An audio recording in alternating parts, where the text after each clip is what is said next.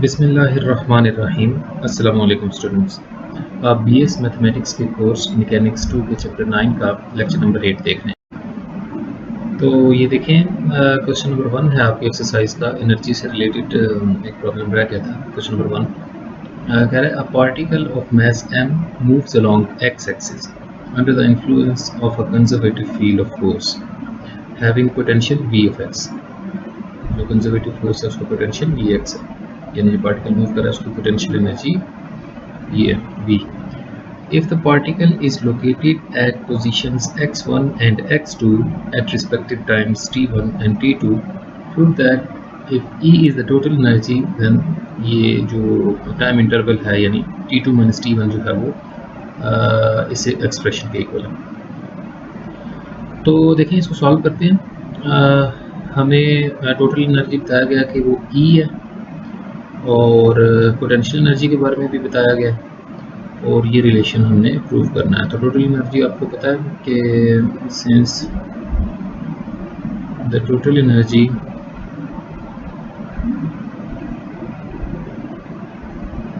Is E is equal to T plus V।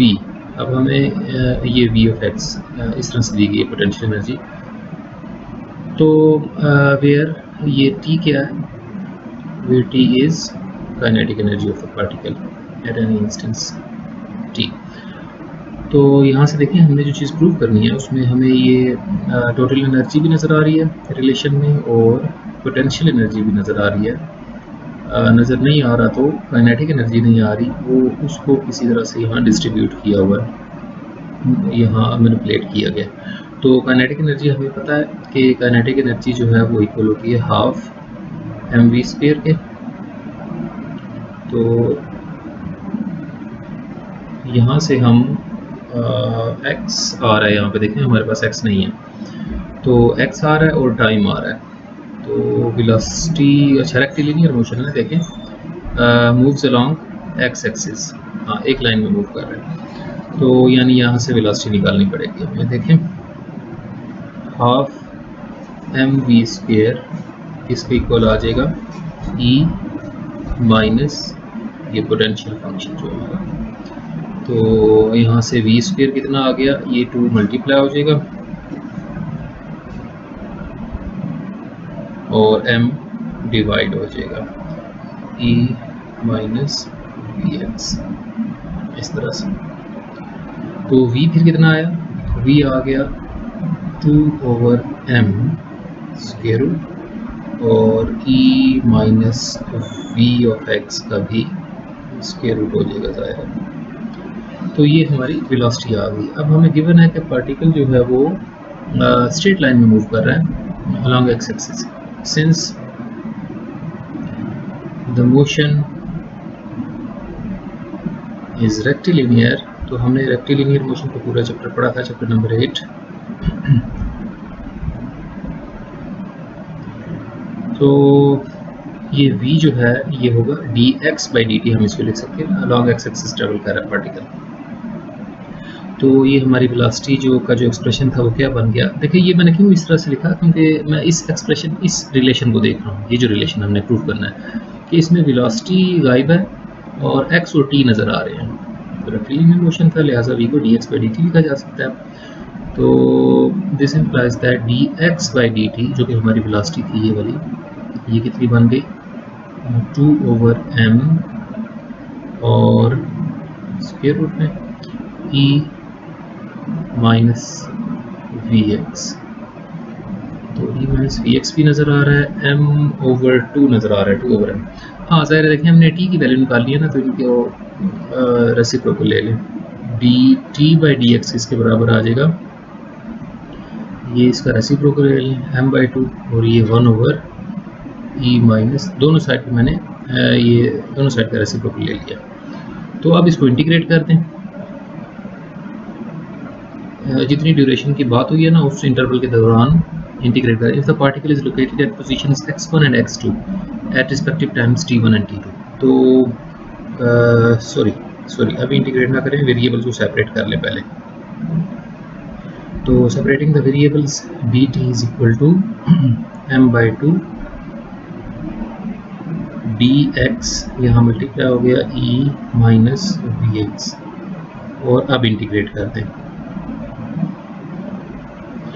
तो integrate हम इसको करते हैं t1 से t2 तक, ये जो टाइप्स दिए गए हैं। लेफ्ट पे देखें t का डिफरेंशियल वेरिएबल t है, और राइट साइड पे x का एक्सप्रेशन दिया गया यानी वेरिएबल वहाँ पे, ये m/2 तो कांस्टेंट है, तो इंटीग्रेट हो जाएगा x1 से x2 तक।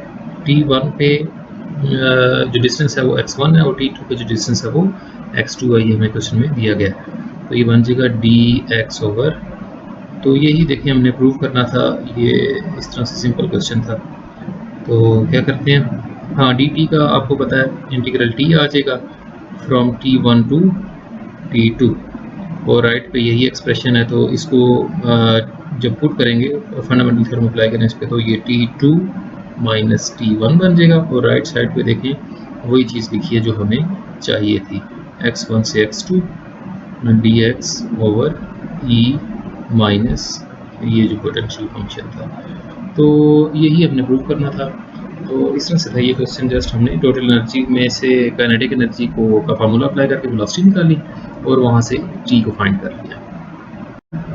तो नेक्स्ट ये कुछ मिसलेनियस टॉपिक्स हैं जो रह गए थे, कि कुछ मशहूर कंजर्वेटिव फील्ड्स हैं। Earth's gravitational field is conservative. तो सपोज़ ये अर्थ की ग्रेविटेशनल फील्ड में हमने एक पार्टिकल को पॉइंट ए से पॉइंट बी तक मूव किया है, ठीक है। तो जो फोर्स अप्लाई कर रही है ग्रेविटी, वो कितनी होती है, वो पार्टिकल के वेट के इक्वल होती है ना। तो फोर्स कितनी होगी, अब हमने ये वाई एक्सिस वर्टिकल लिया हुआ ना, तो फोर्स ऑफ ग्रेविटी जो है, जो वेट है उसका डाउनवर्ड एक्ट करेगा, और जे जो है वो अपवर्ड है, यानी माइनस mg और जे यूनिट। जे के ऑपोजिट डायरेक्शन में वेट एक्ट कर रहा है ना, तो इसलिए ये माइनस साइन दिया। तो ये फोर्स है, इसको कंजर्वेटिव शो करना है, तो वैसे तो आसान तरीके भी हैं, मैं बाय डेफिनेशन इसको शो करूँगा कि work done from A to B does not depend on the path, सिर्फ एंड पॉइंट्स पे डिपेंड करता है। तो वर्क डन जो है फ्रॉम ए टू बी वो किसके इक्वल होता है, ए से B F dot D R. तो एफ जो है वो ये है, तो माइनस एम जी कांस्टेंट बाहर निकाल दिया, ए से बी तक माइनस एम जी जे यूनिट वेक्टर था, ये मैंने एफ की वैल्यू डाली है माइनस एम जी जे यूनिट वेक्टर, और डॉट डी आर क्या होता है, डी एक्स आई प्लस डी वाई जे प्लस डी जेड के। तो इनका डॉट प्रोडक्ट लें, ये एक्चुअली लिखा हुआ है 0i plus 1j plus 0k, तो जब डॉट प्रोडक्ट लेंगे तो ये कंपोनेंट भी 0 हो जाएगा, ये वाला भी 0 हो जाएगा, जस्ट ये वाला बच जाएगा j डॉट j वन, तो minus M G from A to B, और ये बन गया डी वाई, तो माइनस एम जी, और डी वाई का इंटीग्रल आपको पता है वाई हो जाएगा, और ए पे y कंपोनेंट जो है ए का, ये अब जस्ट y में रह गया ना इंटीग्रल, तो ए पॉइंट जो है इसके कोऑर्डिनेट, सॉरी हम ये z कंपोनेंट यहाँ मैंने मिस कर दिया, z1 भी ले लें यहाँ पे, और यहाँ पे z2 भी ले लें साथ। तो y1 से y2 तक इसको मूव कर रहे हैं, तो ये बन गया माइनस एम जी y2 माइनस y1। तो ये देखिए जस्ट इन वैल्यूज़ पे डिपेंड कर रहा है, mg तो कांस्टेंट है, y2 माइनस y1 क्या होगा, ये वाली हाइट, अगर इसको h कह दें तो ये माइनस mg h बन जाएगा। तो ये जस्ट एंड पॉइंट्स पे डिपेंड कर रहा है y1 और y2 पे, जहाँ से भी आप मूव करें इसको ना, यहाँ से मूव करके यहाँ तक अगर रोक देंगे तो ये एंड पॉइंट बन जाएगा आपका। तो ये पाथ पे डिपेंड नहीं कर रहा, जस्ट इस लीनियर डिफरेंस पे डिपेंड कर रहा है। तो लिहाजा वर्क डन अगर पाथ पे डिपेंड ना करे तो ऐसी फोर्स को कंजर्वेटिव फोर्स कहते हैं। So the force of gravity is conservative because this depends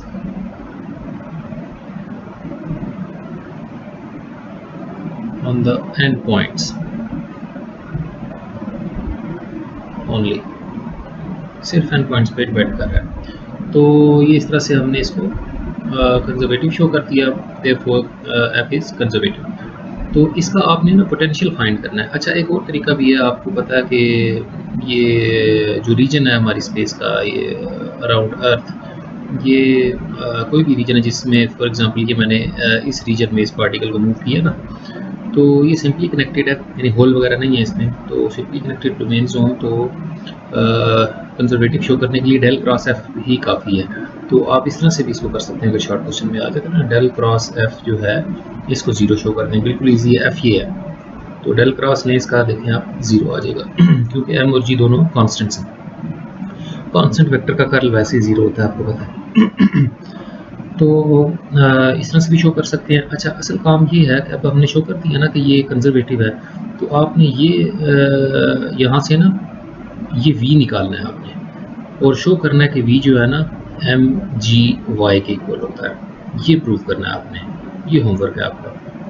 हमने बहुत सी फील्ड्स का पोटेंशियल फाइंड किया है, आपने इस फील्ड का पोटेंशियल फाइंड करना है और शो करना है वो एम जी वाई है। तो नेक्स्ट देखें, ये एग्जांपल 6 है, पेज नंबर 182 पे मेरे ख्याल बुक के। इसमें लिखा हुआ है, a particle of mass m falls freely in a vertical plane under gravitational field from a height h with speed v naught. अच्छा, इनिशियल स्पीड v नॉट है। बिलफर्ज ये पार्टिकल है और ये फॉल कर रहा है ऐसे, ये सरफेस है अर्थ की, और यहाँ से ये फॉल कर रहा है, हाइट h पे है, इनिशियली हाइट h पे है, और इसकी जो इनिशियल स्पीड है वो v naught at t is equal to 0। तो एट एनी टाइम t ना हम सपोज करते हैं टाइम जब t हो उस वक्त इसकी स्पीड जो है वो v है, और जो इसकी हाइट है वो y है, बिलफर्स अलॉन्ग y एक्सिस है, इसलिए मैंने y ले लिया। तो find the displacement with find the speed, sorry, find the velocity with which it strikes the ground। तो हमने velocity फाइंड करनी है। तो हमने जो थ्योरी पढ़ी है ना उसको अप्लाई करते हैं, principal of conservation of energy apply करके इसको सॉल्व करते हैं। वैसे आप इसको देखें, ये रेक्टिलिनियर मोशन है ना, स्ट्रेट लाइन में मूव कर रहा है पार्टिकल, मोशन अंडर ग्रेविटी है, फ्रीली फॉलिंग बॉडीज वाला जो टॉपिक हमने पढ़ा था रेक्टिलिनियर मोशन में, उसके जरिए भी सॉल्व कर सकते हैं। आप इस पर थर्ड इक्वेशन ऑफ मोशन लगाएं तो बिल्कुल सिंपल है। या हम principal of conservation of energy apply करना चाह रहे हैं, तो इस पार्टिकल की काइनेटिक एनर्जी कितनी होगी, half mv² at any time t, at time t, और जो इसकी पोटेंशियल एनर्जी है वो कितनी होगी mg, और एट टाइम t इसकी हाइट y है। ये आपने प्रूव भी करना है इसको इस आर्टिकल के साथ। तो टोटल एनर्जी कितनी होगी इसकी, टोटल एनर्जी हो जाएगी t प्लस v होता है, यानी हाफ mv² प्लस mgy। तो by principle of conservation of energy, by principle of conservation of energy, ये जो एनर्जी है ना इसकी कांस्टेंट रहेगी थ्रू आउट द मोशन, यानी हाफ mv² प्लस mgy। ये जो टोटल एनर्जी है ये कांस्टेंट रहेगी, कांस्टेंट। तो ये हमने एट एनी टाइम t इसकी ना एनर्जी देख ली कितनी होगी, और चूँकि एनर्जी कांस्टेंट रहती है through out the motion, conservative field में हमें गिवन है कि जो फील्ड ऑफ फोर्स है ना, देखिए कह रहा है ये अंडर ग्रेविटेशनल फील्ड जो है पार्टिकल फॉल कर रहा है, तो ग्रेविटेशनल फील्ड जो है हमने उसको शो किया कि वो कंजर्वेटिव है, इसलिए ये principal of conservation of energy पे अप्लाई हो रहा है। Principal of conservation of energy की स्टेटमेंट आपने गौर से देख लेनी है, वो कंजर्वेटिव फील्ड्स में होल्ड करती है। अच्छा खैर, देखिए next, at t is equal to, इसको इक्वेशन 1 कह लेते हैं, at t is equal to 0, initially क्या था कि y जो है वो आपका h के इक्वल था, और स्पीड जो थी उसकी वो v नॉट थी। सो इक्वेशन 1 क्या बन जाएगी, half M we naught square plus M G h is equal to c. वही अमाउंट जितनी भी टोटल एनर्जी होगी उसको ई कह लें आप, सी कह लें, ये कांस्टेंट रहेगी, फिक्स्ड रहेगी। जब यहाँ पे था इसकी हाइट ज़्यादा थी तो पोटेंशियल एनर्जी ज़्यादा थी, तो क्योंकि ये ग्रेविटी के अंदर फॉल कर रहा है, ग्रेविटेशनल एक्सेलरेशन जो है मोशन को एक्सेलरेट करेगी, तो यहाँ पे इसकी स्पीड बढ़ चुकी होगी लेकिन हाइट कम होगी है, तो मिलजुल के एनर्जी जो है वो उतनी ही रहेगी। ये इक्वेशन 2 इनको कंपेयर कर लें, इनको कंपेयर कर लेते हैं। तो कंपेयरिंग 1 and 2,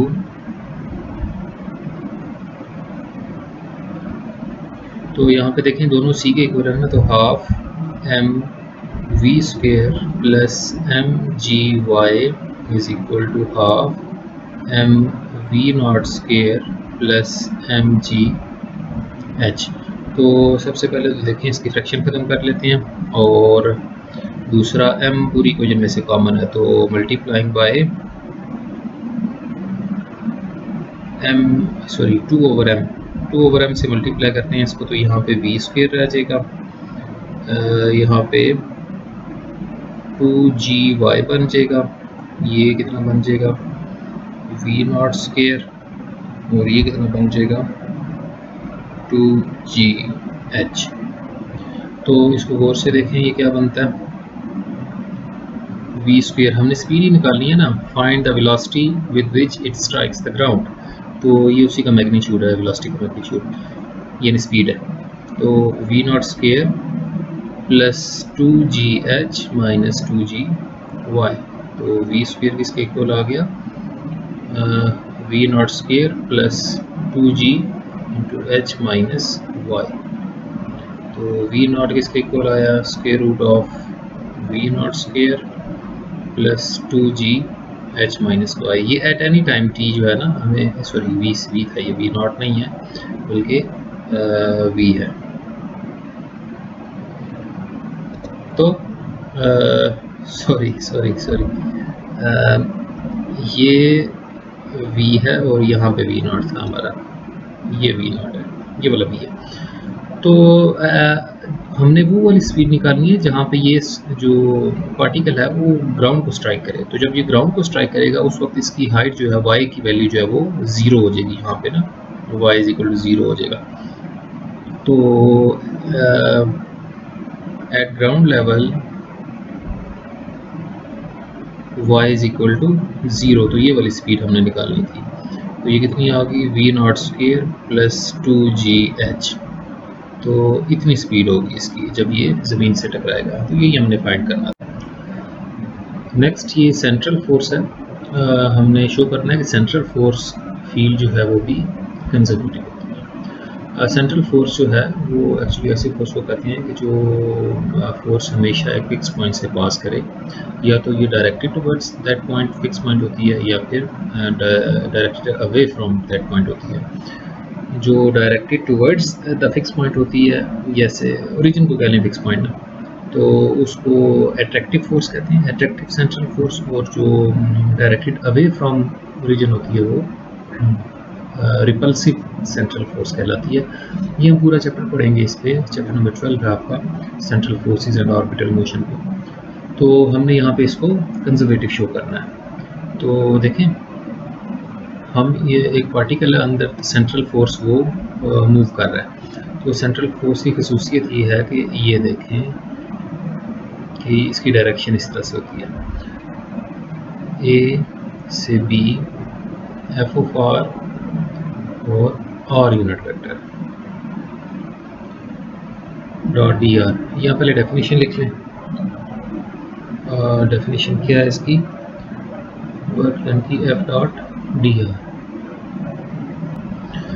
तो ये एफ जो है हमारा वो है, ये सेंट्रल फोर्स की डेफिनेशन है कि ये इसकी डायरेक्शन ये अलोंग रेडियल वेक्टर होती है, डॉट डी आर।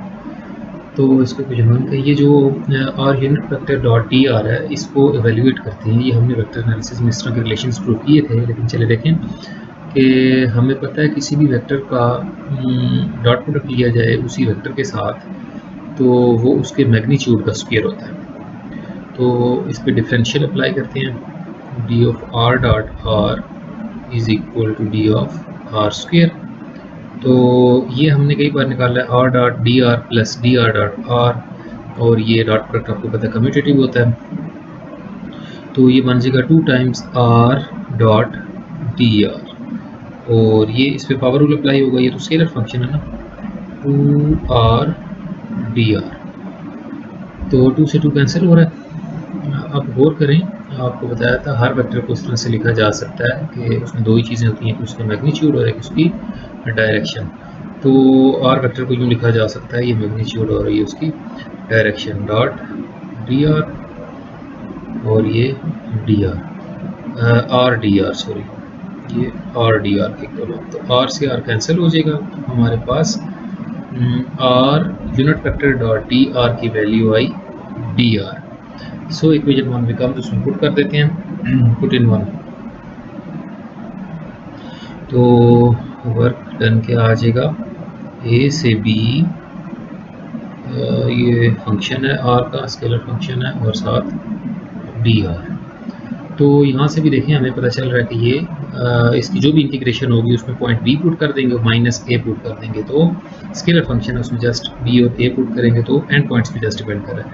या आप यूँ कर लें, सपोज कर लें कि बिलफर्स एक फंक्शन स्मॉल एफ है जिसका डेरिवेटिव कैपिटल एफ है, तो अगर स्मॉल एफ का डेरिवेटिव कैपिटल एफ है तो इसका मतलब है कैपिटल एफ का इंटीग्रल फिर स्मॉल एफ होगा, यानी इसकी इंटीग्रेशन यूँ आ जाएगी, small f of r from A to b, तो ये बन जाएगा f of b minus f of a, इस तरह से शो कर दें। तो ये देखें depends only on end points,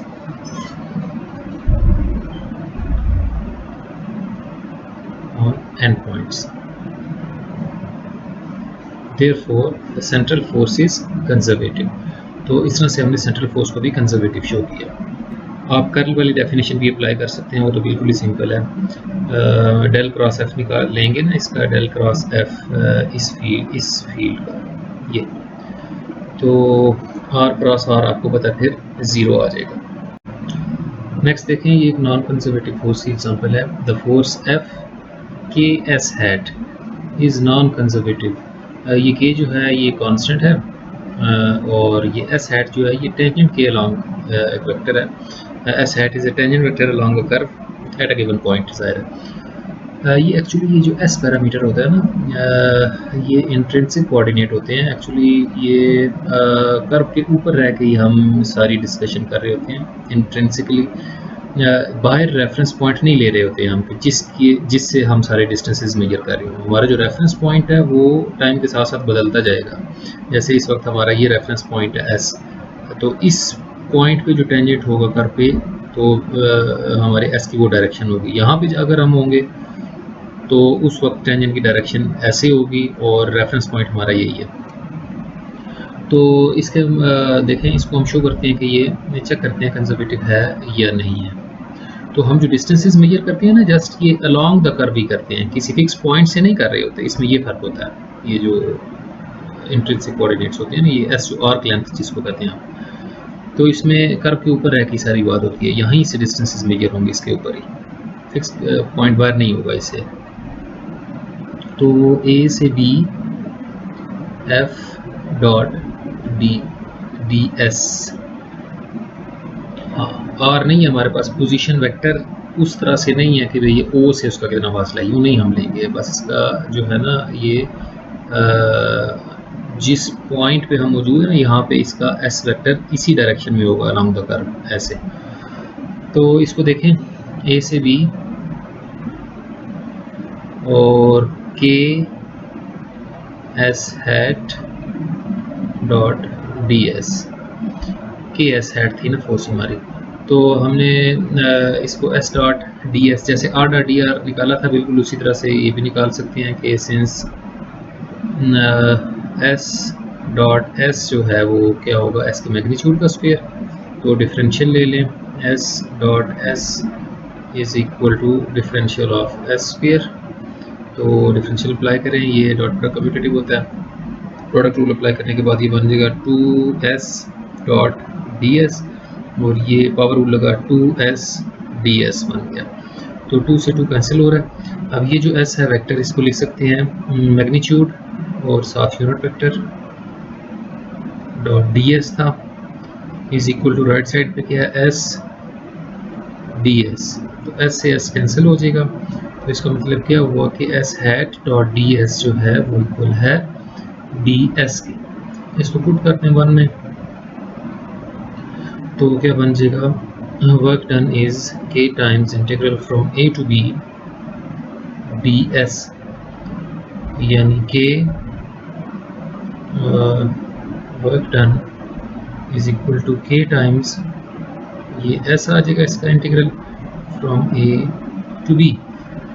तो वर्क डन कितना आया कि s की वैल्यू जो b पे है माइनस s की वैल्यू जो a पे है। अब इसको समझें, S B minus S A है ना, मैंने आपको कहा था हर डिस्टेंस जो मेजर होगा और जितने भी हम मेजरमेंट्स करेंगे वो अलोंग द कर्व ही करेंगे।